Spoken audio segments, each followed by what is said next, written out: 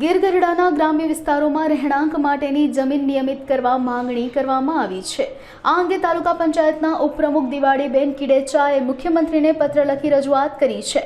અહીંયા મહત્વનું છે કે વધતી વસ્તીના કારણે રહેવાની સમસ્યાઓ ઊભી થતા ગ્રામ્ય વિસ્તારમાં મકાન બનાવી પેશકદમીઓ થતી હોય છે, જે પેશકદમી માટે મોટા ભાગે આર્થિક રીતે ગરીબ સમાજના લોકોએ કરેલી હોય છે।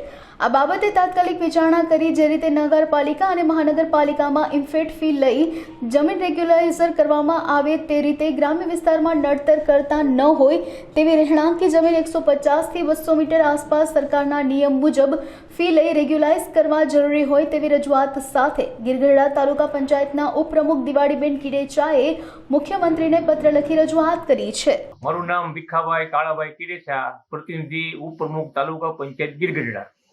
ગુજરાત રાજ્યમાં 17,571 જેવા ગામડાઓ આવેલા છે। છેલ્લા 30 વર્ષમાં ગુજરાત રાજ્યમાં 17,571 ગામડા પૈકી ફક્ત 20 થી 25 ગામોમાં જાહેર હરાજીથી પ્લોટનું વિતરણ થયેલું છે। બાકીના ગામોમાં પ્લોટ વિતરણ થયેલું નથી।